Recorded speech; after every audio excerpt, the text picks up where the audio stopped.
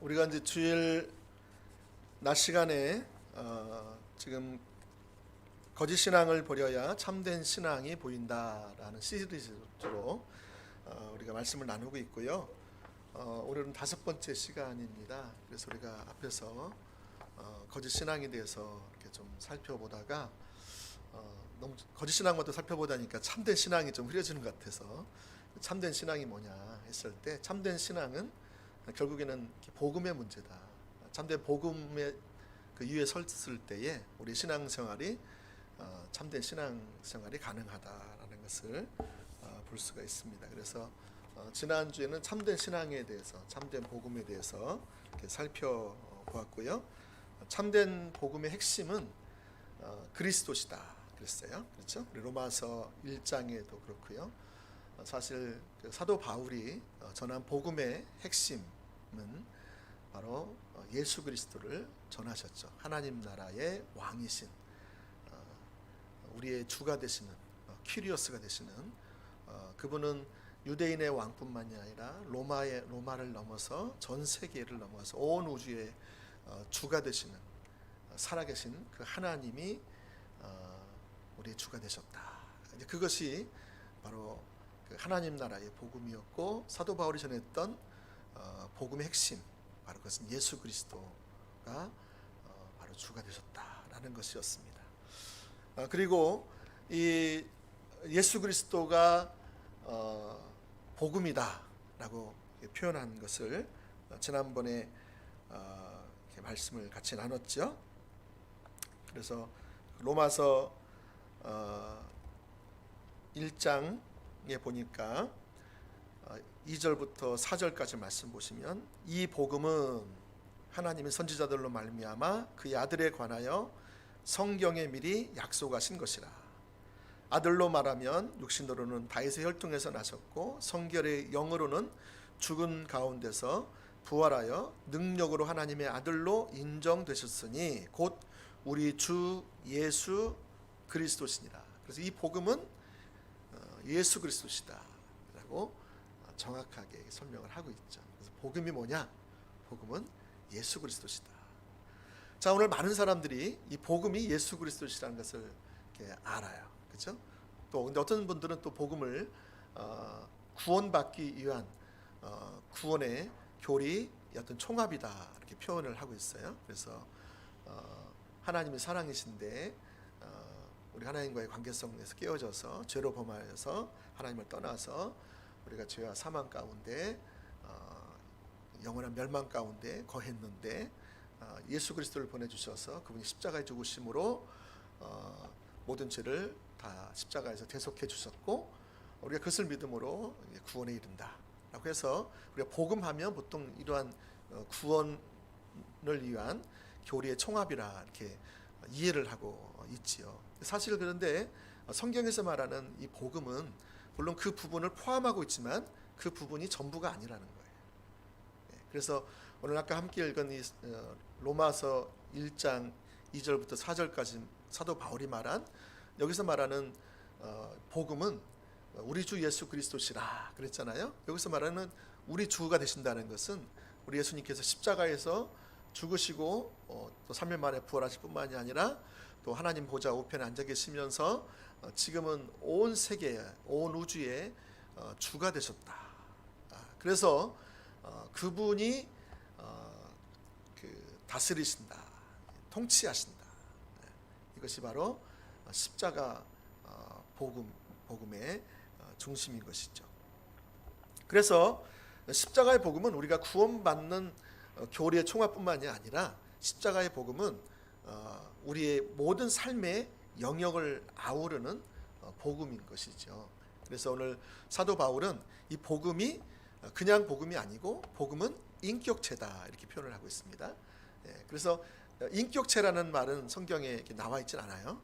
그런데 우리가 그 고린도전서 1장 17절 18절 말씀에 보면 그리스도께서 나를 보내심은 침례 혹은 세례를 베풀게 하려 하심이 아니요 오직 복음을 전하게 하려 하심이로되 말의 지혜로 하지 아니함은 그리스도의 십자가가 헛되지 않게 하려 함이라. 사도 바울이 자신을 보낸 목적은 침례 주려고, 사람들 복음 전해서 교인 만들어서 자기 교인 수 많이 늘려서 또 그 교회를 성장시키고 확산시키고 그런 데 있을 뿐만이 아니라, 사도 바울은 그러기 전에 자신의 사명이 뭐냐, 사명은 바로 침례를 주려 하려 하면요, 이 복음을 전하려 하고 있다.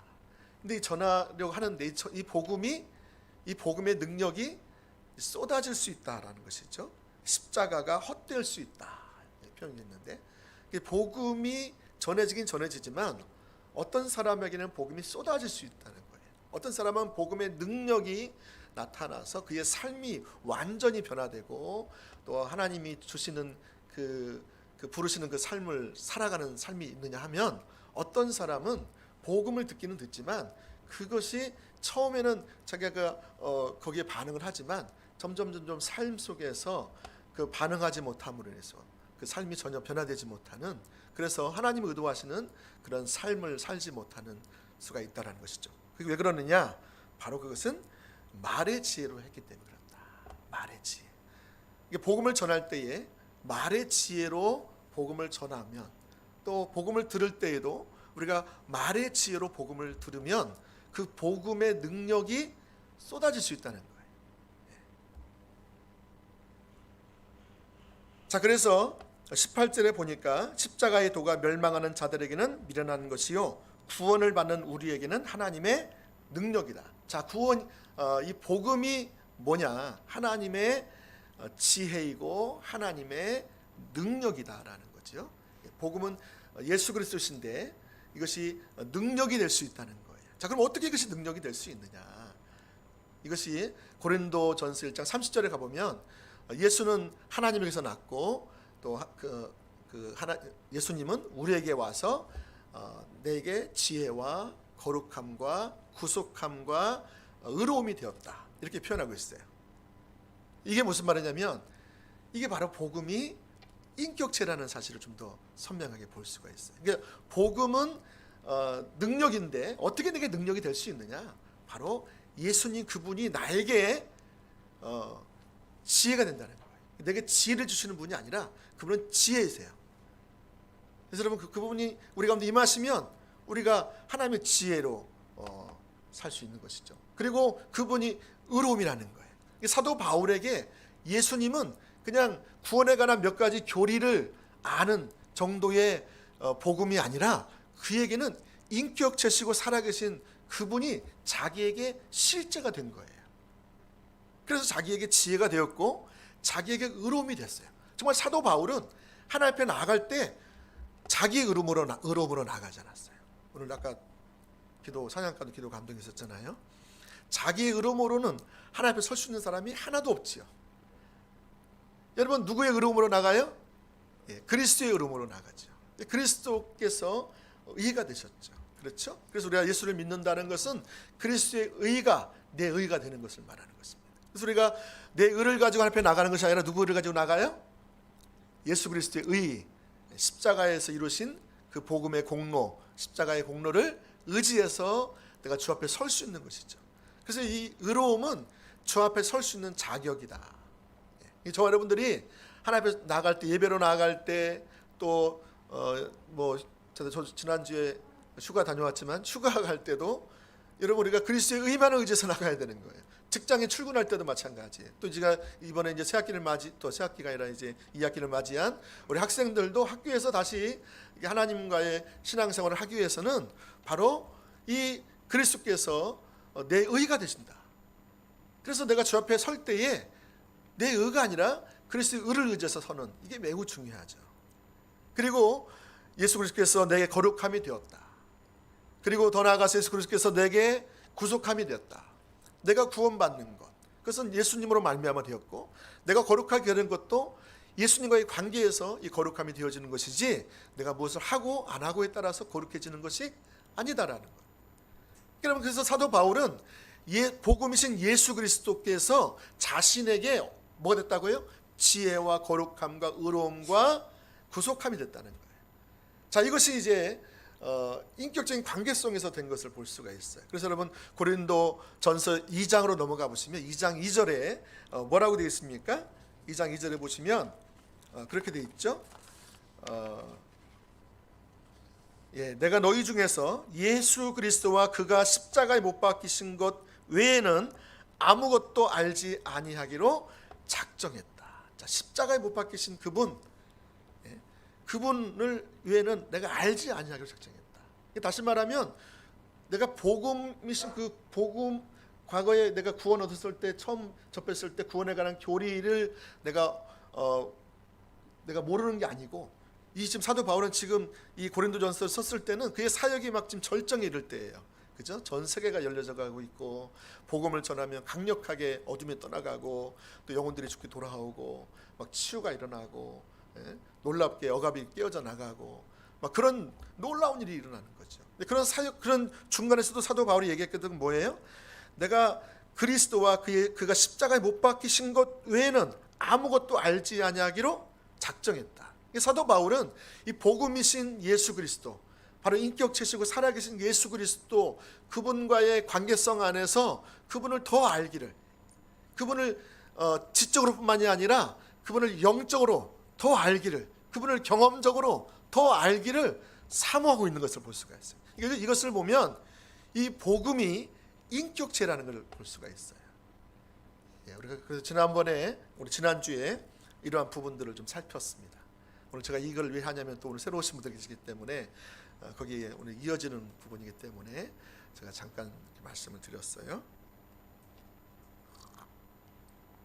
자, 그래서 한번 좀 PPT 한번 넘겨볼까요?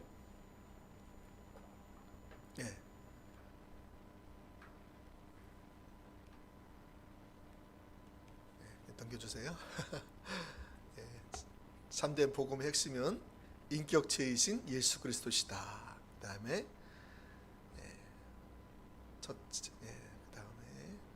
그래서 복음은 예수 그리스도이시다. 로마서 1장 2절부터 4절까지 말씀을 통해서 말씀드렸고요.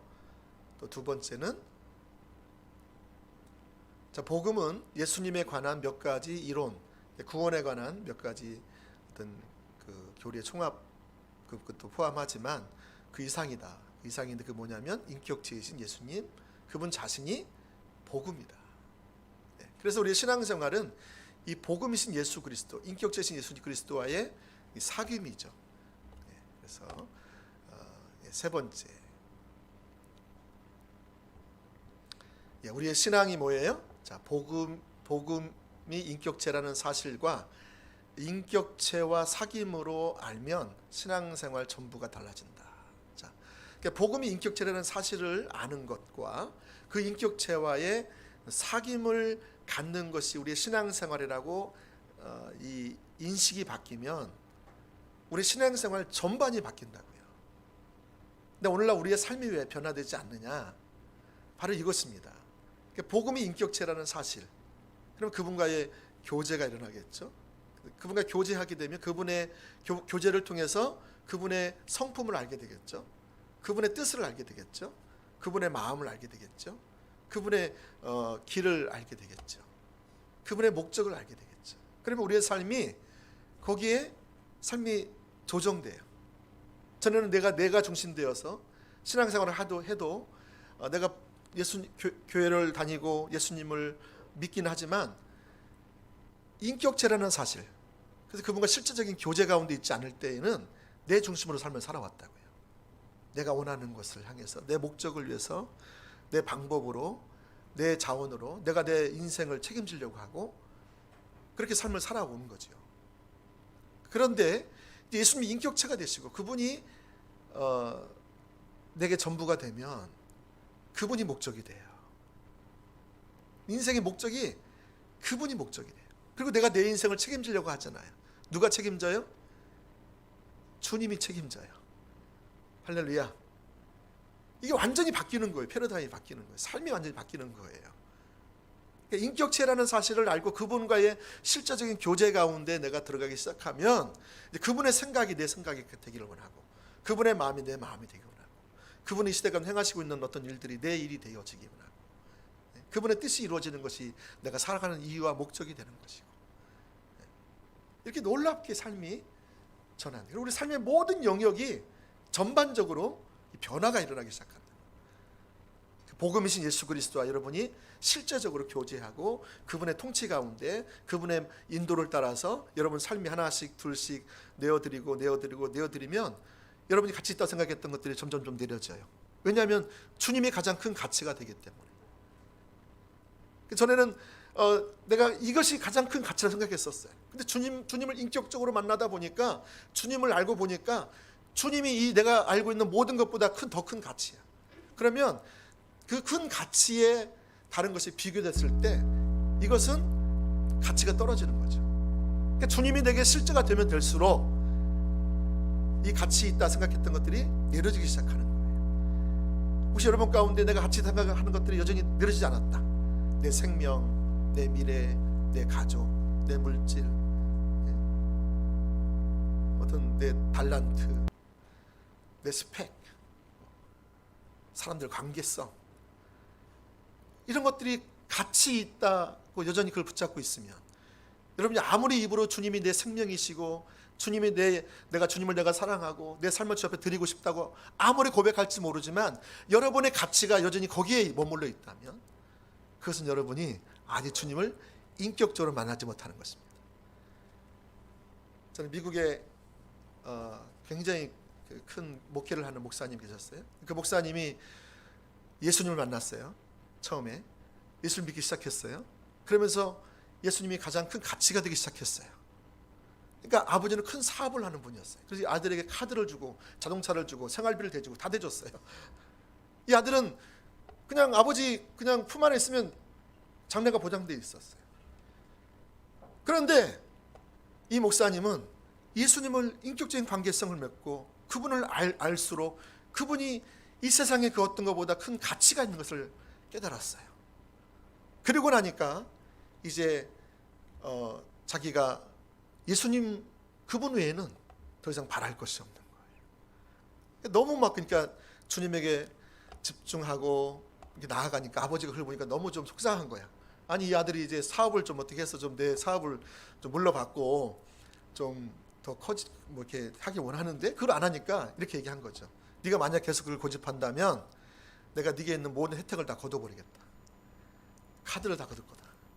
자동차를 다 뺏을 거다. 여러분 그렇게 했는데 이 목사님 어떻게 하신 줄 아세요? 누굴 선택했을까요? 예수님을 선택한 거예요. 여러분 예수님 안에 모든 것이 있는 걸 알았거든요.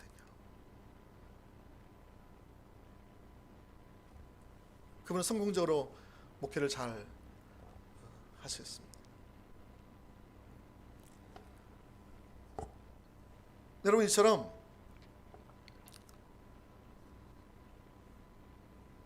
우리의 신앙은 인격체신 예수님 그분을 아는 것이 매우 중요합니다. 할렐루야. 자, 그러면 두 번째로 넘어가겠습니다. 두 번째.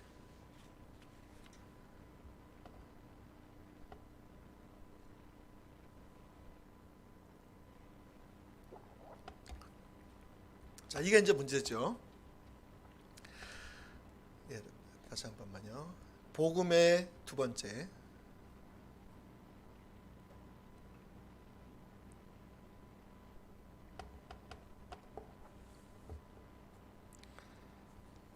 금방 보여줬던 거.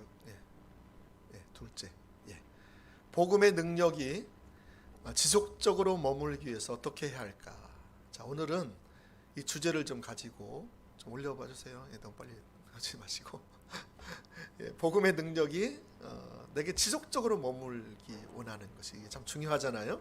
사도 바울은 오늘 여러분 잘 아시는 갈라디아서 2장 20절 말씀을 말하잖아요. 갈라디아서 2장 20절 말씀. 그 말씀이 뭐예요? 예? 같이 읽어봤는데, 자, 내가 그리스도와 함께 십자가에 못 박혔나니 그런즉 이제는 내가 사는 것이 아니요 오직 내 안에 그리스도께서 사시는 것이라. 이제 내가 육체 가운데 사는 것은 나를 사랑하사 나를 위하여 자기 자신을 버리신 하나님의 아들을 믿는 믿음 안에서 사는 것이라. 자, 보세요. 이제 예수님께서, 복음이신 예수님께서 나와 인격적인 관계성을 맺음을 통해서 이제는 내가 사는 것이 아니다. 전에는 내가 중심되어서 내 마음대로 내 목적을 위해서 삶을 살아왔다면, 이제 복음이신 예수 그리스도께 붙잡힌 바 되었을 때부터 주님이 내 안에서 왕 되시고 주인 되시고 또 구세주가 되시는, 유일한 구세주가 되시는 그 삶을 살기 시작했을 때부터 내 안에 사시는 것이 누가 사신다고요? 그리스도께서 사신다. 그리스도께서 사신다. 자, 이제 내가 육체 가운데 사는 것은 하나님의 아들이신 예수님을 믿는 믿음 안에서 사는 것이다. 이것을 좀 다른 표현으로 말한다면 어떻게 하나님께서 내 삶 속에 지속적으로 동행하는 삶을 살 수 있을까? 어떻게 하면 이 복음의 능력이 지속적으로 내게 이렇게 머물게 할 수 있을까라는 것입니다. 자, 여러분, 그렇다면 우리가 이처럼 십자가 복음이 능력이고 그것을 지속적으로 살아갈 수 있으려면 첫 번째, 작은 첫 번째입니다. 복음의 진리에 굳게 서려면, 십자가 복음의 능력이 지속되려면 어떻게 된다고요? 담대함이 필수다라는 거예요. 자, 우리가 이 복음의 능력 안에 머무는 삶을 살기 위해서 담대함이 필수라는 것입니다. 여러분, 오늘 함께 읽은 이 본문의 말씀은 여러분 잘 아시죠? 그 당시에 유대인들은 종교적인 이유로 인해서 이방인들과는 상종을 하지 않았습니다. 그래서 유대인이 이방인과 상종한다는 것, 그것은 굉장히 혐오스러운 일로 생각했습니다. 여러분, 마치 우리나라 사람들이 일본 사람들을 괜히 혐오하잖아요. 그렇죠? 뭐 우리 지금 자라나는 세대는 일본 사람들과 별 관계가 없을 거예요. 근데 우리 어른들에게는 일본 얘기하면 뭐가 나와요? 일본 엑스놈들, 뭐 엑스놈들이 아니라 그렇게 나오고, 뭐 아무튼 자꾸 비하하는 말을 자꾸 해요. 그래서 뭐 축구 같은 경기 하면 어떻게 해요? 기를 쓰고 막 그냥 하는 거죠. 그리고 응원도 막 한일전 일어난다. 그러면 막 그냥 밤 새워서도 막 하고 막 그냥 얼마나 열정적으로 응원하는지 몰라요. 왜 그래요? 그래서 졌다. 어떻게 되는 거예요? 큰일 나는 거죠, 그냥. 그래서 이 유독 그 한일 간의 그런 관계성이 좀 별로 안 좋은 거죠. 그렇죠? 역사적으로 이렇게 왜곡되어 있는 어떤 부분도 있지만, 그런데 여러분, 오늘 이 사도 바울이 있었던 그 당시에는 유대인과 이방인들은 우리 한국과 일본과는 비교할 수 없을 만큼 어마어마한 그런 혐오가 있었고, 그들과 함께 한다는 것 자체가 부정하게 된다고 생각을 했어요. 왜냐하면 그들은 레위기 11장에 나오는 그 정결 예식을 위해서 음식을 뭘 먹어야 되고 먹지 말아야 그런 게 있거든요. 근데 이방인들은 그걸 알아요, 몰라요? 몰라요. 이게 부정한 음식들을 먹어요, 안 먹어요? 이방인들이 먹는 거예요. 오늘날도 그 뭐 할날인가 무슨 상표가 있더라고요. 유대인들만 먹는 뭐가 있어요. 그건 이방인들이 같이 섞이기 싫어서 따로 만들어서 먹어요. 그 정도로 그들은 철저하게 자기들이 거룩함을 유지하기 위해서 이방인들과 섞이는 걸 싫어했습니다. 절대로 그들은 식사를 같이 하지 않았습니다. 자, 이런 가운데서 오늘 15절 말씀을 한번 보겠습니다. 15절 말씀. 자, 15절 말씀 보시니까, 자, 우리는 본래 뭐예요? 유대인이요 이방 죄인이 아니로되 그랬죠. 여기서 여러분, 우리는 유대인이다, 그리고 이방 죄인은 아니다라고 그랬는데, 그 영어 성경 NIV 성경에 보니까 여기서 이방 죄인이라는 여기에 그 따옴표가 들어가 있어요. 따옴표. 이방 죄인, 그 앞에 뒤에 따옴표가 있어요. 한글 성경은 안 써 있죠? 네, 영어 성경은 써 있어요. 이게 무슨 말이냐면, 지금 이방인들은 죄인이다 라는 이 단어를 그냥 따온 거예요. 그래서 그 당시에 이방인들은 죄인이다라는 거예요. 그들은 하나님의 율법도 알지 못하고 하나님의 법대로 행하지도 않기 때문에 그들은 죄인이다. 이방인들의 타이틀은 뭐냐면 죄인이었어요. 그것도 심각한 죄인. 예. 여러분, 이것은 이방인들이 이방인 한 사람도 윤리적으로 도덕적으로 부패한 삶을 살았기 때문에 그들이 죄인이라, 이게 아니에요. 그게 아니고 당연히 그들도 하나님 앞에서 죄 가운데 살았겠지만 이방인 그들은 하나님 법도도 모르고 자기의 정욕대로 살아가는 죄인들이라고 그들은 이방인들을 바라볼 때 그릇된 인식을 가지고 있었다는 것이죠. 이게 편견이죠, 편견. 이 편견이 참 무섭죠. 그렇죠? 우리가 이제 미국 사람들 하면 편견 어떤 생각이 나는 거예요? 아, 저런 사람들은 같이 대화하면 내가 좀 이렇게 업그레이드 되는 것 같은 생각이 드는 거죠. 근데 만약에 저기 동남아시아나 저기 아프리카 사람들이 온다 그러면 우리 마음 가운데 어떻게 해요? 약간 비하는 마음이 있을 수도 있잖아요. 근데 그게 편견이 작용하는 거예요. 물론 좀 다음 세대 아이들은 절대 그런 마음이 없겠죠. 지금 세계화 시대, 글로벌화 시대에 살고 있기 때문에 그렇지 않은데 어른들만 해도 그런 마음이 좀 있죠. 자, 그런데 지금 우리는 유대인이고 이방 죄인이 아니라는 말을 하고 있는 것입니다. 그러니까 이들이 얼마나 심각했냐면 이게 길을 가다가 이방인인 한 여인이 가다가 아기를 낳아요. 근데 아기를 낳아서 지금 돌봐주지 않으면 죽어가는데도 유대인들은 그걸 그냥 보고 그냥 지나가는 거예요. 왜? 이방인이니까. 그들과 함께하면 부정해지니까.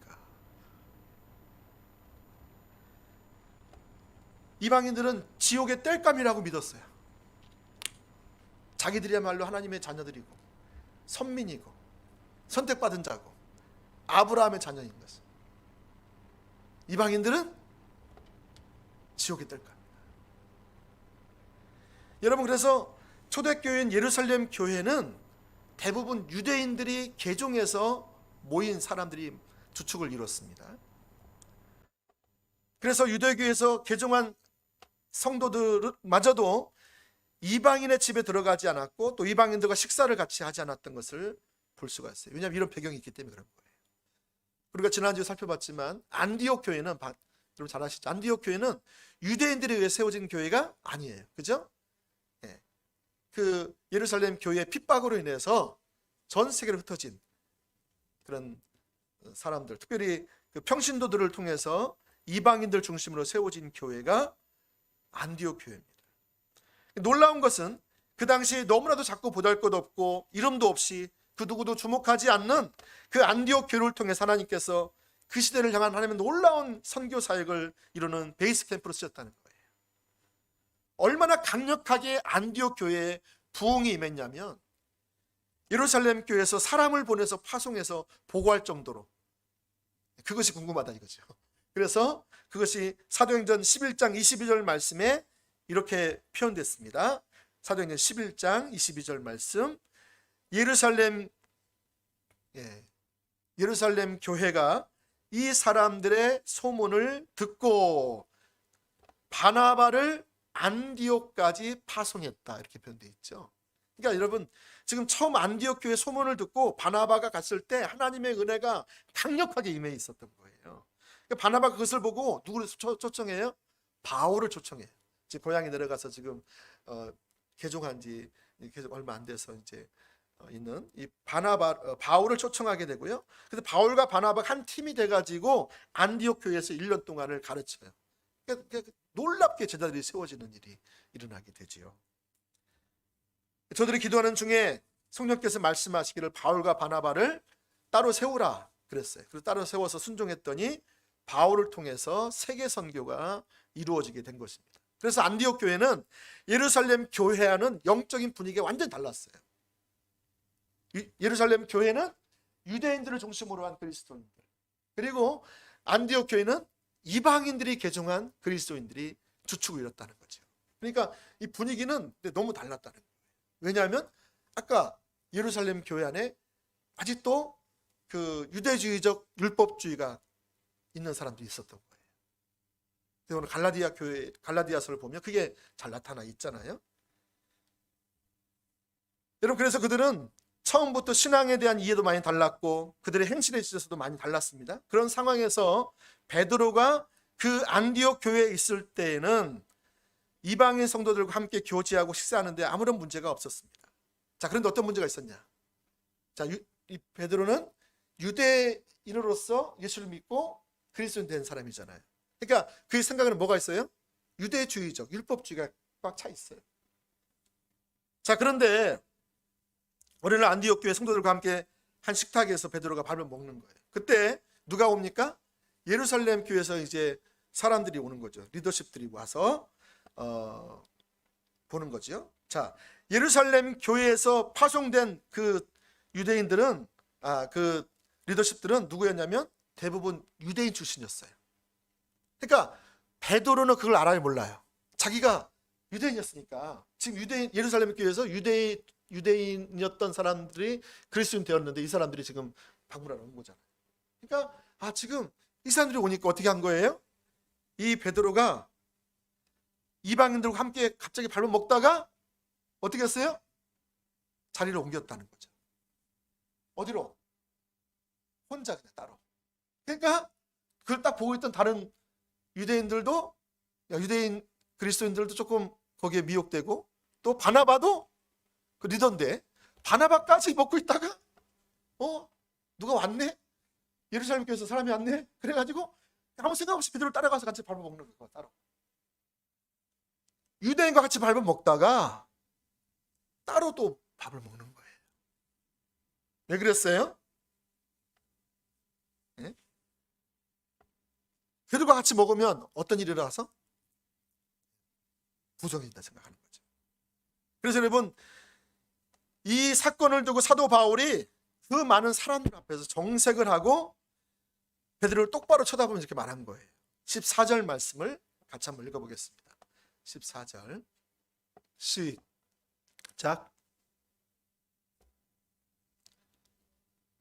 네.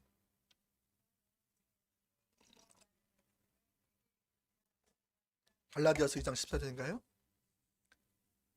죄송합니다. 갈라디아서 2장 14절 다시 한번 볼게요.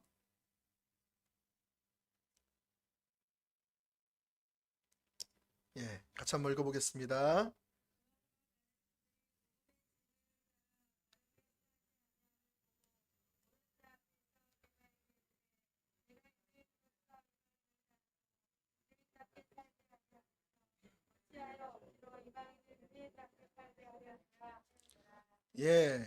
여러분, 내가 유대인으로서 이방을 쫓고 유대인처럼 살지 않으면서 어찌하여 이방인으로 유대인처럼 살게 하려 하느냐. 바울이 지금 베드로를 심각하게 책망하죠. 여러분, 이것은요 단순히 문화적인 차원에서 오는 책망이 아니었어요. 여러분, 이것이 얼마나 심각했냐면 바로 그것이 14절 그 상반부에 보시면, 그러므로 나는 그들이 복음의 진리를 따라 바르게 행하지 아니함을 봤다라는 거예요. 밥을 먹다가 유대인과 이방인과 같이 밥을 먹다가 따로 나와서 밥을 먹는 것 자체는 뭐예요? 나는 저들과 섞이기 싫다는 거죠. 나는 거룩하다는 거죠. 이것이 지금 뭘 하는 행위다? 복음을 훼손하는 것입니다. 복음의 능력을 쏟아버리는 그 행위라는 거예요. 여러분, 그래서 우리가 좀 이해할 게 아까 말씀드린 것처럼 거룩함에 대한 이해가 좀 필요합니다. 유대인들은 그 당시에 거룩함을 유지하기 위해서는 어떻게 했다고요? 이방인들과 상종하지 않았다라는 거예요. 왜냐하면 더럽혀질까 봐. 순수함을 유지하기 위해서, 정결하게 하기 위해서, 거룩하기 위해서. 그러나 그것은 성경이 말하는 거룩함이 아니라는 거예요. 그런데 그 당시까지만 해도 유대교에서 개종한 신자들은 그러한 이해를 가지고 있었죠. 여러분, 베드로는 여러분 잘 아시죠? 베드로는요, 이 사건이 일어나기 전에 그 사도행전 10장에 보시면 백부장 고넬료를 아시죠? 백부장이 누구였습니까? 로마 사람, 이방인이었죠. 이방인. 이방인이었어요. 근데 유대인 사람인 이 베드로가 그 사건을 이미 통해서 그 편견을 내려놨다니까요. 아, 이방인도 하나님 구원하시기 원하시는구나. 이방인도 거룩해지길 원하시는구나. 이거를 이 편견을 내려놨던 것이 누구예요? 베드로예요. 자, 그런 베드로가 지금 이방인들과 같이 식사하는 것이 전혀 문제가 없었어요. 이방인들과 이미 고넬료도 하나님 구원받기를 원하고 거기에 성령이 강력히 임하신 걸 보면서 하나님이 이 이방인들도 구원받기 원하시고 이방인들도 돌아오기 원하는구나. 그걸 깨닫고 나서 그는 이방인들이라는 편견을 내려놨다니까요. 그래서 그가 계속 11장 또 쭉 가다 보면 15장 가다 보면 이방인들도 역사하더라 해가지고요. 예루살렘 교회에다 그걸 낸 사람이 누구냐면 베드로였어요. 그러니까 십자가 복음을 가장 먼저 가르친 사람이 누구였다고요? 베드로였어요. 이방인과 유대인들이 다 복음으로 하나 되어서 다 새로운 교회로 하나님께서 받으셨다. 자, 그런데 여러분, 이런 베드로인데 오늘 예루살렘부터 내려온 사람들로부터 갑자기 이 베드로가 태도가 변한 거예요. 이미 십자가 복음을 다 알고 있었던 사람이고 이방인들과 같이 밥을 먹기에 꺼리낌이 없는 사람이었는데 갑자기 유대 사람이 오니까 그 마음의 중심에 있는 것이 드러난 거죠. 자, 그래서 자기가 만약에 저들이 와가지고 내가 이방인과 밥을 먹고 있는데 이걸 보고 저들이 돌아가서 뭐라고 얘기하겠어요? 아, 베드로가 이방인들과 밥을 먹더라. 이거 하게 되면 자기가 그 예루살렘 교회로부터 받을 질책을 생각이 나고 따돌림을 생각하게 되는 거죠. 자기가 이상한 사람이 될까봐 두려워지는 거예요. 여러분, 이 후퇴한 행동이 단순한 하나의 문화적인 행동이 아니라 복음을 왜곡시키는 것이라는 거예요. 믿음으로 말미암아 의롭다 하는 진리를 베드로가 전했는데 이제 이 진리를 자기가 어떻게 된 거예요? 완전히 아니라고 전면 부인하는 것 똑같습니다. 여러분, 우리는 그 거룩함 하면 어떤 걸 보통 거룩하다고 생각해요? 아, 우리 거룩해야지. 내 삶에 거룩해야지. 자, 거룩해지려면 어떻게 거룩해집니까, 우리가? 예? 뭐가요? 구별된 삶. 자, 구별된 삶이 어떤 구별된 삶일까요? 세상과 구별된 거겠죠. 세상과 구별된 게 어떤 거죠? 자, 우리 세상과 구별되기 위해서 성수주의를 하고 11조하고 전도하고 기도하고 또 술 안 먹고 담배 안 피고 제사 안 드리고 이제 설날도 다가오잖아요. 또 제사 드리는 가정도 있을 텐데 그래서 제삿날 제사 음식 안 먹고 제사상에 절 안 하고 예? 그렇게 하는 것이 우리 거룩함이라고 생각하지 않습니까? 자, 그런데 이것이 성경이 말하는 거룩함과는 전혀 다르다는 거예요. 성경에서 말하는 거룩함은 이렇게 말하지 않고 있어요. 근데 우리는 이 거룩함의 의미를 어떤 부분을 어떤 그 규칙들을 잘 지키고 안 하면 우리는 거룩한 삶을 살고 있고 또 거룩한 성도라 생각해요. 또 그것을 하면 거룩하지 않은 성도, 거룩하지 못한 삶이라고 생각하는 것이죠. 근데 여러분, 우리가 이렇게 무엇을 하면 거룩하고 뭐만 하지 않으면 거룩하지 않는 이러한 구분은 이것이 이미 우리 율법주의가 있다는 우리 생각 속에서, 우리 가치관 속에서 우리 그걸 하고 안 하고를 따라서 그거 하기 전에 그거 안 하면 참된 성도고 거룩한 성도고 그걸 하면 참된 성도가 아니고 거룩한 성도가 아니라고 이걸 판단한다고요. 누가? 내가. 내 머리에서, 내 가치관 생각 속에서. 그러면 이게 바로 내가 율법주의에 빠진 증거예요.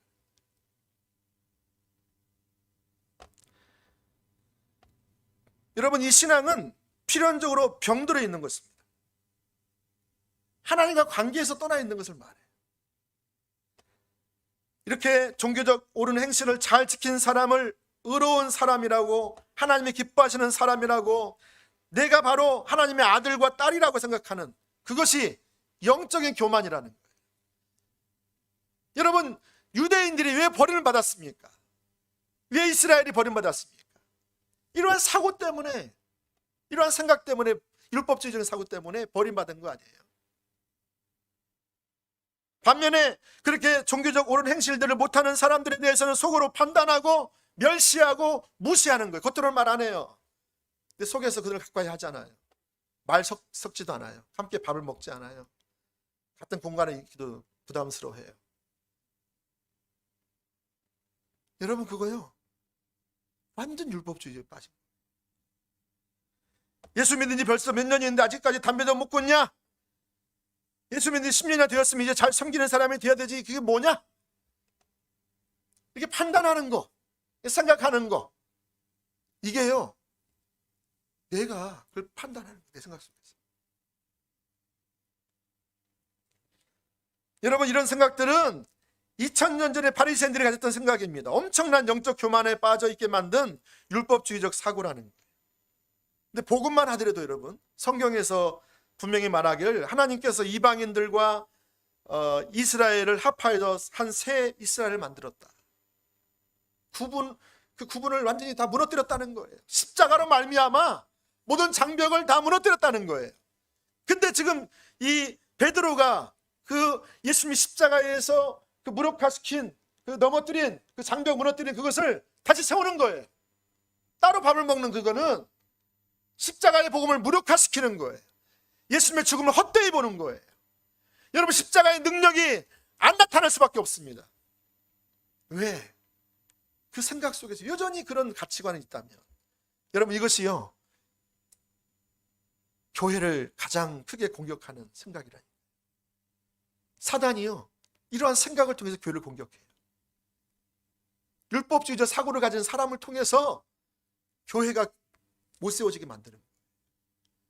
우리 안에 혹시라도 내가 십자가 복음을 아무리 많이 배웠다 할지라도, 그걸 가르친다 할지라도, 설명을 하면 잘할 수 있을지 모르겠지만, 여러분이 아직도 여러분 마음 중심에 이런 구분이 있다면, 그거는 십자가 복음을 완전히 무너뜨리는 거예요. 그러니까 십자가의 능력이 내 삶 속에 나타나지 않을 수밖에 없죠. 율법주의적인 사고가 가득한데요.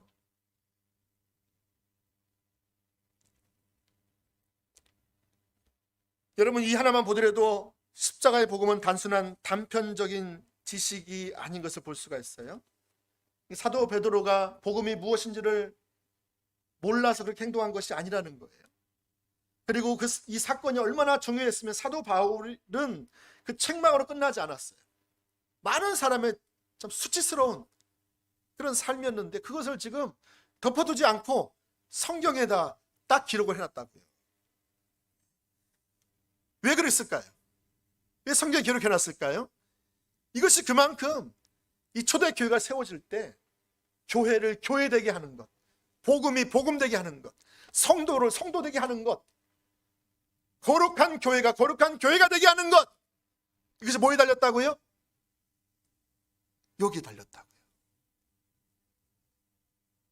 그렇기 때문에 성경에 기록해 놓은 거예요. 여러분, 바울의 행동은 단순한 개인의 감정이 있어서 베드로에게 그렇게 한 것이 아니래요. 아니, 그 당시 그걸로 했으면 끝났으면 됐죠. 성경을 또 기록해가지고 주님 오실 때까지 이걸 보게 만들었어. 얼마나 여러분, 베드로 입장에서 보면 기가 찰 노릇이겠죠. 완전히 뭐 매장시키는 거 아니겠어요? 그럼에도 불구하고 바울은 이 사건을 기록을 하잖아요. 왜 그럴까요? 이것이 우리 영혼에 중대한 문제가 있다는 거예요. 우리 교회가 생명이 있고 없고가 달려있다. 우리 개인의 신앙생활에 내가 생명이 있고 은혜가 있고 능력이 있고 없고가 여기에 달려있다는 거예요. 여러분, 이게 지금 갈라디아서 1장에 보시면 다른 복음이에요. 다른 영이에요. 다른 예수예요.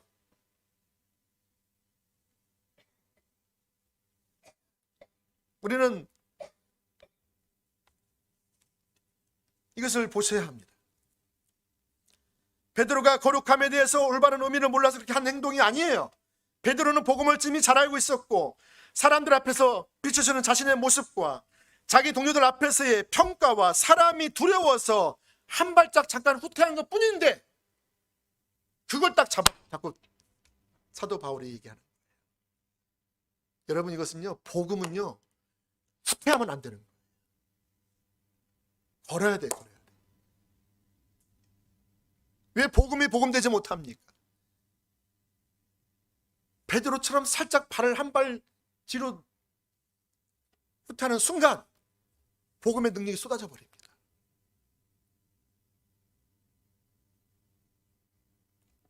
이 사건 하나만 하더라도 우리가 알 수 있는 것은 우리가 복음의 능력이 우리 가운데 머물게 하기 위해서 내 신자의 삶이 정말로 주님의 거룩한 성품을 닮아서 주님을 닮아가는 이 세상에서 선한 영향력을 끼치는 그런 하나님의 사람으로 살기 위해서 뭐가 필요하다는 거예요? 담대함이 필요하다. 여러분, 담대함 없이는 십자가 복음의 능력의 삶을 살지 못해요. 다 쏟아버릴 거예요. 아까 그랬죠.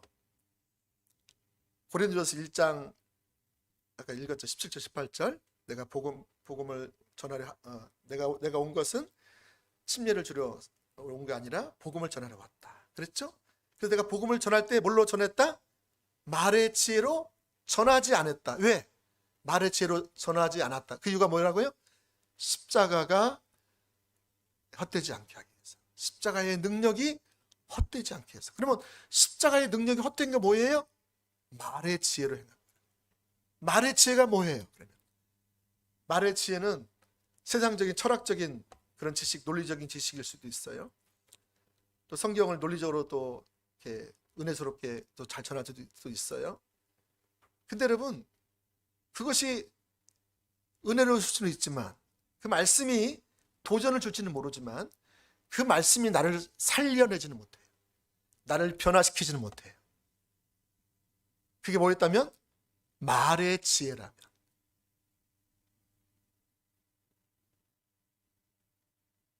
말의 지혜라면 나를 살려내지 못해요.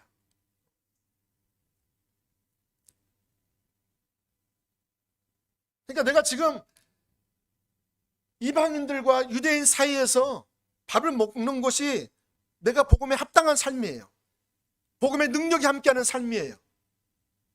근데 내가 지금 그걸 떠나서 따로 먹고 있다. 하나 되게 하신 것을 내가 나누고 있다. 연합을 내가 깨뜨리고 있다. 여러분, 그것은요, 복음을, 진리를 따라 행하지 아니하는, 다시 말하면 믿음으로 말미암아 의롭다는 진리를 아무리 말할지 모르지만, 아무리 믿을지 모르지만 실제로는 행함으로 말미암은 의를 의지해 나가는 거예요. 이게 가짜 신앙이에요. 이게 거짓 복음이에요. 이게 다른 복음이에요.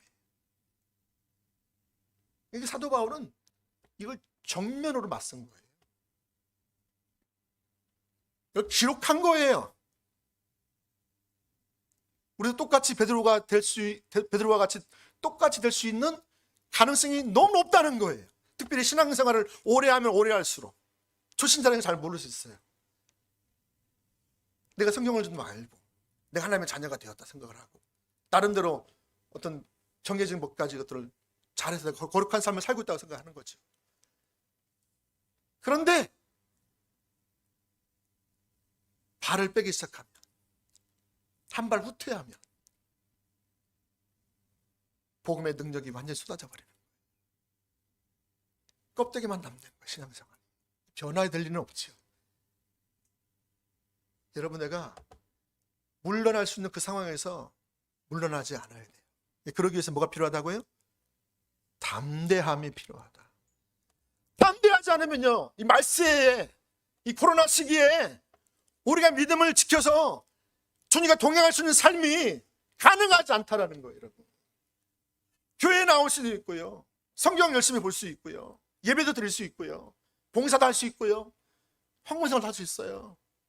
나름대로 또 부어졌던 일도 감당할 수 있어요, 주님을 위해서. 근데 여러분 삶 가운데 자꾸 한 발 물러난다. 또 한 발 더 물러난다. 한 발 물러나면 두 발 물러나는 게 더 쉬워요. 그래 뭐 지금 누가 다 모르나? 다 알지. 사람을 눈치 보고 사람을 두려워하고 하나님보다 복음보다 그것을 두려워하면 다 쏟아지는. 왜 안 세워지느냐? 여기에 구멍이 나 있기, 여기에 결함이 있기 때문에 그래요.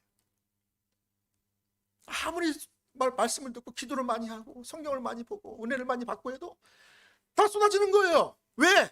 결정짓 여러분 물러나 버리거든요. 발을 쏙 빼요. 같이 먹다가 따로, 잘하다가 결정짓 따로 가요.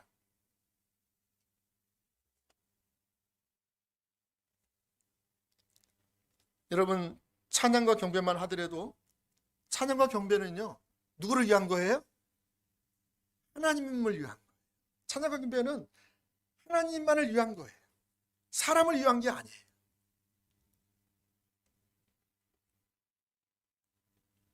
찬양과 경배는 하나님의 말씀에 비춰볼 때 예배의 핵심 중에 핵심이에요. 또 성경이 보면 어떠한 자세와 어떤 태도로 하나님 예배해야 할 것을 명백하게 말씀하고 있어요.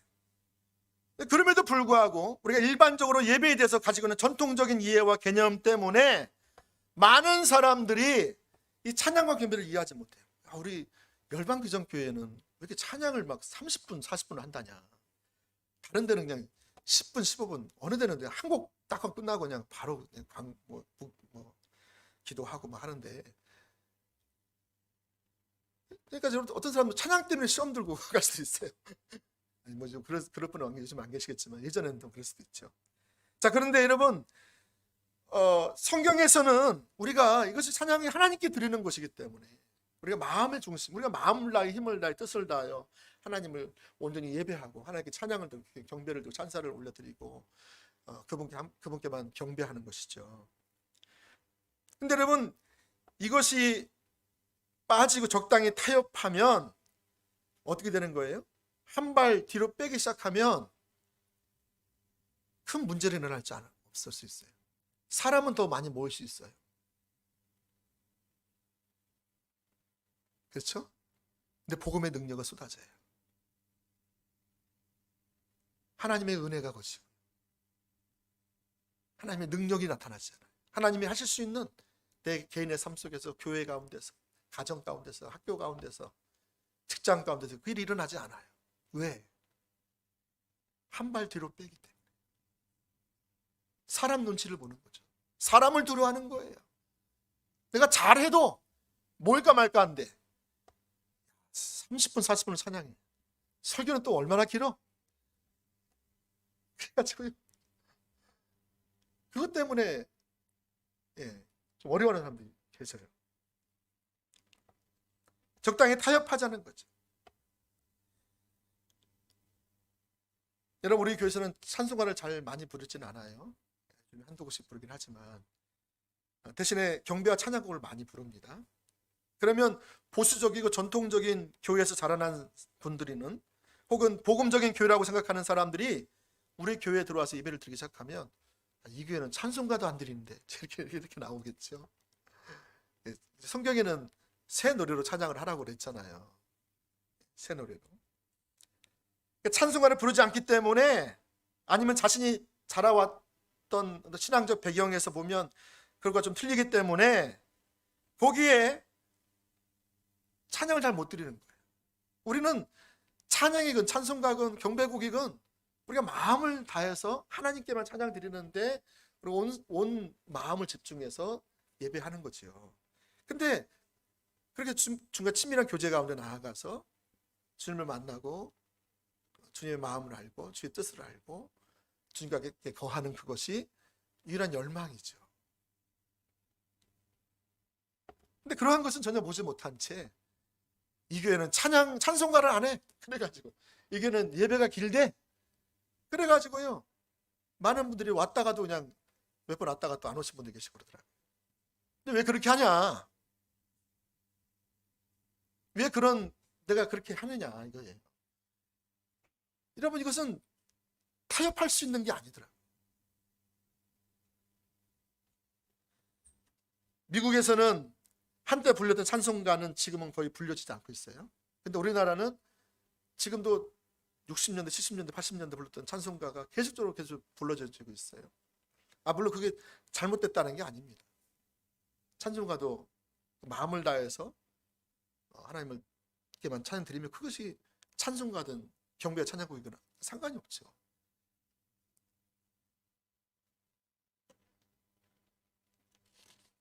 여러분, 그런데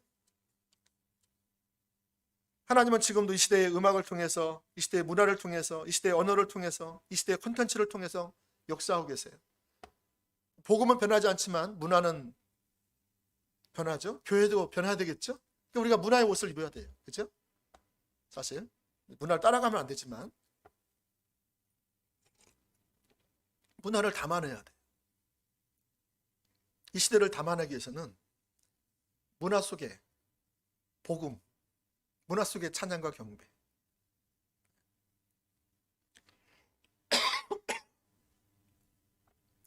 그런데 여러분, 교회는 여전히 1980년대, 90년대 식의 사고방식과 언어와 문화와 찬양만을 고집한다면 우리는 도태하고 말 거예요. 도태하고 말 거예요. 그래서 찬양과 경배를 드리든지 예배를 드리든지 사역을 하든지 중요한 것은 우리가 어떠한 부분을 내세우면서 그것을 사람을 모으기 위한 수단으로 사용하면 문제가 있다는 거예요. 예배는 하나님을 위한 것입니다.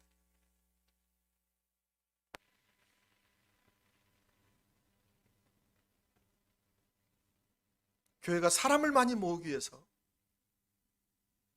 존재한다면 그래서 이미 교회가 아닐 수 있습니다. 무슨 하나님 역사하시면 사람이 많이 모입니다. 근데 사도행전에 보시면 많은 하나님의 예루살렘 교회나 안디옥 교회나 거기는 사람을 많이 모이기 위해서 그렇게 하지 않았습니다. 복음을 그렇게 전하지 않았습니다. 사도 바울 그렇게 복음을 내가 복음을 전하는 것은 침례를 주려 하려 합니다. 아니다. 내가 복음을 전하는, 내가 예수 그리스도를 전하기 위함이다 라고 말했잖아요. 그런 것처럼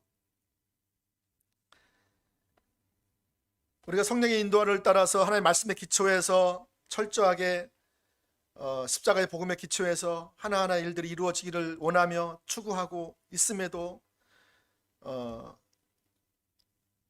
반대가 많이 있을 수 있고 이해하지 못할 수도 있습니다. 그럼에도 불구하고 우리가 이 일을 가는 것은 여기에는 담대함이 필요하기 때문에 가는 것입니다. 여러분, 이렇게 담대함을 가지고서야 십자가 복음의 능력이 실제로 나타나게 되어 있습니다. 할렐루야. 따라서 한번 해보세요. 담대함을 가지고서야 복음의 능력이 실제로 나타난다. 담대함이 없으면요, 사람이 아무리 많이 모여도요, 뒤로 자꾸 빼보세요. 능력 있는 교회가 될 수 있겠습니까? 하나님 이 시대에 세우시고 나시는 그러한 교회로 세워질 수 있을까요? 자, 두 번째, 작은 두 번째입니다. 이처럼 우리가 복음의 능력을 살아갈 수 있으려면 철저한 복음의 삶을 사는 것이 중요합니다. 철저하게 복음의 삶을 사는 것이 중요합니다. 아까 말씀드린 것처럼 여러분, 왜 사도 바울이 이 사건을 굳이 기록했을까? 여러분 같으면 한번 생각해 보세요. 왜 사도 바울은 정말로 이걸 쓰지 않아도 되지 않았을까요? 사도 바울이 베드로가 넘어진 사건을 왜 기록했을까요? 물론 성령의 감동으로 기록했겠죠. 그렇죠? 왜 성령님께서 여기에 기록하라고 하셨을까요? 여러분, 이것을 우리가 자꾸 질문하는 게 중요해요. 이 질문을 잘하면 이 갈라디아서 전체를 이해할 수가 있어요. 아니, 우리 신앙생활 전체를 이해할 수 있어요. 질문 하나를 잘하는 게 매우 중요해요. 제가 지난번에 질문 두 가지 말씀드렸죠. 첫 번째 질문은 뭐였죠? 복음이 내게 충분한가? 복음이면 정말 충분한가? 답을 내가 하는 신앙생활. 두 번째, 이 복음이 나에게 어떤 일을 하고 있는가? 이 두 번째 질문도 중요하다고 그랬어요. 오늘 사도 바울은 여기에 지금 우리에게 중요한 질문을 하나 던지게 만들어요. 그게 뭐예요? 왜 사도 바울은 이 사건을 여기에 기록해 놨을까? 바울이 베드로를 흠잡기 위해서 그런 걸까요? 야, 베드로 별거 아니야? 그렇게 하기 위해서 그런 겁니까? 베드로 뭐 있으면 수제자라고 그러는데 내가 보니까 별거 아닌데?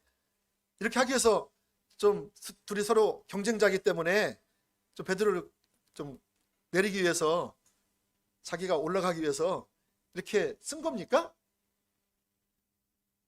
아니죠.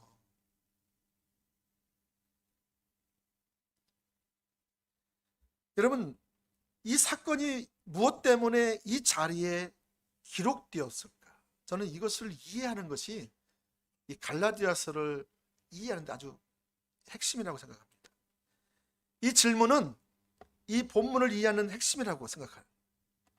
자, 그러면 왜 이 베드로의 사건이 기록되어야만 했을까? 그게 뭐냐면, 한번 불러주세요. 철저한 복음의 삶의 중요성을 강조하기 위해서입니다. 다시 한번 읽어볼게요. 시작. 철저한 복음의 삶의 중요성을 강조하기 위함이다. 여러분, 참신앙은 뭐냐면 철저하게 우리가 신앙 십자가의 복음에 기초한 삶이고 하나님의 은혜에 의한 삶이고 오직 믿음으로 사는 것입니다. 이것이 오늘 갈라디아서 2장 20절에 정확히 나와 있죠. 하나님의 은혜로, 은혜에 의한 삶이 나오고 믿음에 의한 삶이 나오고 성령에 의한 삶이 나오고, 이것이 참된 신앙의 요소들을 말하고 있죠. 자, 이것을 집중적으로 말하면서 오늘 16절 말씀을 한번 보겠습니다. 16절 말씀, 갈라디아서 2장 16절 말씀. 사람이 의롭게 되는 것은 율법의 행위에서 난 것이 아니요 오직 예수 그리스도를 믿음으로 말미암는 줄 아는 고로 우리도 그리스도 예수를 믿나니 그랬죠. 자, 여러분 여기서 보시면 이는 우리가 율법의 행위에서 아니고 그리스도를 믿음으로써 의롭다함을 얻으려 함이라. 그러니까 여러분, 이 말씀은 지금 베드로가 바울이 처음 구원받는 사건을 말하고 있는 것은 아니에요. 그렇죠? 믿음으로 말미암아 의롭다 되는 이 진리가 구원받는 그 사건을 배경으로 말하는 건 아니에요. 어떻게 알 수 있느냐? 지금 사도 바울이 베드로에 대해서 예를 들면서 처음 구원받은 그 이유를 말하고 있는 것을 볼 수가 있어요. 어떻게 알 수 있어요? 오늘 아까 첫 번째 읽었던 16절 중반절 좀 보시면 오직 예수 그리스도를 믿음으로 말미암는 줄 아는 고로 우리도, 자, 우리가 뭐예요? 지금 우리도 지금 베드로와 그 교회들을 얘기하고 있죠. 자, 우리도 그리스도 예수를 믿었다. 믿나니라고 되어 있는데 이것이 그 헬라어에 보면 현재형으로 되어 있어요. 현재형. 그러니까 무슨 말이냐면 우리는 오직 예수 그리스도를 믿음으로 의롭게 된다. 오직 하나님의 은혜로 가능한 것이다라고 말하고 있는 것입니다. 현재 내가 과거에 구원을 받았고 구원받은 이후에도 내가 여전히 지금 뭐 하고 있다? 내가 과거에 믿음으로 말미암아 의롭게 됐어요. 지금도 내가 주 앞에 설 때에 뭘로 의롭게 된다고요? 믿음으로 말미암아 의롭게 된 그 자격을 가지고 주 앞에 선다는 거예요. 내가 예수님 믿을 때도 믿음으로 말미암아 구원받았지만 지금도 믿음으로 말미암아 의로움을 가지고 주 앞에 선다는 거예요. 그러니까 지금 이걸 얘기하는 거예요. 지금 이 현재형을 쓴다는 것은 그 말이에요. 자, 이렇게 말하고 있으면서 20절 21절 아까 우리가 읽었죠. 내가 그리스도와 함께 십자가 못 박혔나니 쭉 나오면서 21절 내가 하나님의 은혜를 패하지 아니하노니 만일 의롭게 되는 것이 율법으로 말미암았으면 그리스도께서 헛되이 죽으셨느니라. 이렇게 돼 있어요. 여기 20절 21절 말씀 보시면 참된 복음, 참된 신앙에 대해서 이렇게 몇 가지가 쭉 소개되고 있죠. 은혜가 소개되어 있죠. 하나님의 은혜, 그 다음에 믿는 믿음 안에서, 그렇죠? 예, 이게 지금 다 그 참된 신앙적인 요소가 있죠. 자, 이게 참다운 신앙인데 우리가 여러분 여기서 예수님만을 믿음으로 말미암아 구원을 얻고 여기다가 내가 할례도 받아야 돼 구원받는다, 이렇게 되면 어떻게 된다고요? 복음이 복음되지 못한다. 그렇죠? 그래서 우리가 부분적으로라도 십자가 이 복음을 의지해서 서는 것이 아니라면 그것이 바로 하나님의 은혜에서 끊어지게 되고 참다운 복음에서 벗어난다고 말을 하고 있습니다. 그래서 여러분, 사도 베드로는 아까 말씀드린 것처럼 그렇게 그걸 믿고 있음에도 불구하고, 믿음 말면 어렵다고 말하면서도 예루살렘에서 온 사람들로 인해서 그들이 두려워서 자리를 피해서 따로 앉는 것, 그것을 대수롭지 않게 넘어간다는 거예요. 대수롭지 않게 여기고 넘어갈 수 있지 않다는 거예요. 여러분, 그렇게 생각할 수 있잖아요. 아니 뭐 밥 먹다가 이방인들 왔다, 그래서 아이고 밥을 먹다 좀 옮겼다, 그럴 수 있는 거 아니겠어요? 여러분, 우리가 어떻게 다 이렇게 철저하게 살 수 있어요? 그렇지 않겠어요? 여러분 같으면 어떻게 하시겠어요? 사도 바울은 좀 답답할 수도 있어요. 아니 뭐 내가 10개 잘하다가 한두 개 좀 이렇게 잘못했는데 그거 가지고 그러냐, 이렇게 할 수도 있어요. 그렇죠? 너무 예민하게 그런 거 아니야? 이렇게 표현할 수 있는 거지요. 자, 그런데 바울은 그것을 이토록 강력하게 문제를 삼고 있는 그 이유가 뭐냐면 이것입니다.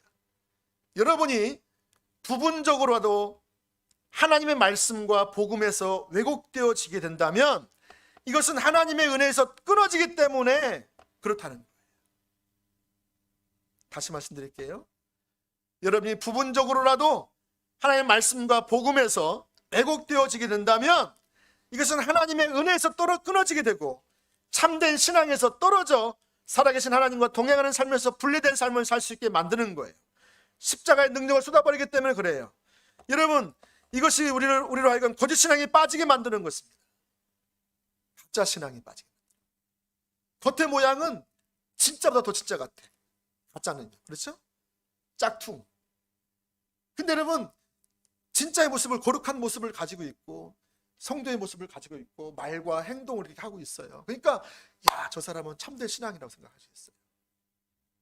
근데 중요한 것은 이렇게 겉으로는 그렇게 뭐 할지 모르지만 부분적으로라도 여러분이 복음에 합당한 삶을 살고 있지 않다라면 그것은 가짜 신앙이라는 거예요. 이게 여러분 오늘 본문의 핵심입니다. 이게 사람들 눈에는 별로 대수롭지 않게 여길 수 있는 사건일지 몰라도 사도 바울의 눈에는 그것이 선명하게 보였던 거예요. 오직 십자가의 복음, 오직 은혜, 오직 믿음, 오직 성령, 이 하나님의 진리의 삶에서 벗어나게 하는 것이면 그것은 절대로 용납되어서는 안 된다라고 말하고 있는 것입니다. 그래서 여러분, 사도 바울이 이렇게 강력하게 한 거예요.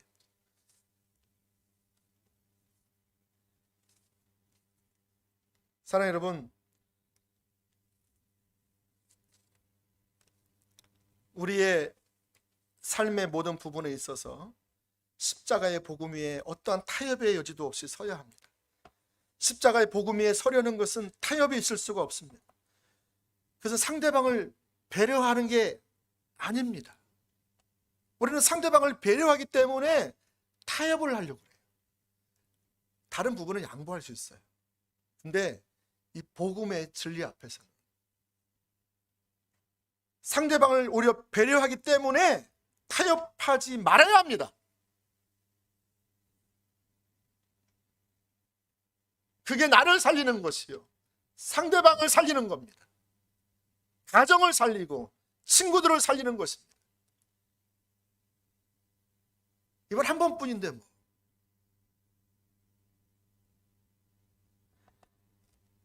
여러분, 복음의 성격 자체가 타협이 있을 수가 없습니다. 그것은 삶과 죽음을 가르는 아주 중요한 문제입니다. 그것은 하나님의 은혜와 생명과 능력이 함께 거하느냐, 아니면 평생 율법주의의 굴레와 억압 가운데 사느냐의 중대한 선택 중에 하나이기에 바울은 지금 타협할 수 없다라고 말하고 있는 것입니다.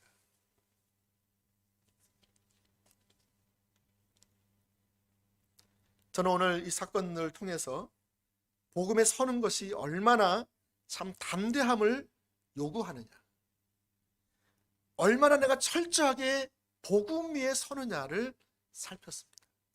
사랑하는 여러분, 정말 저와 여러분이 이 복음 위에 철저하게 세워져서 담대하게 세워질 때 하나님이 저와 여러분에게 의로움이 되시고 예수님이 저와 여러분에게 거룩함이 되시고 예수님이 저와 여러분에게 구속함이 되시고 예수님이 저와 여러분에게 참된 지혜가 되는 십자가 복음의 능력 있는 삶을 살아갈 줄로 믿습니다.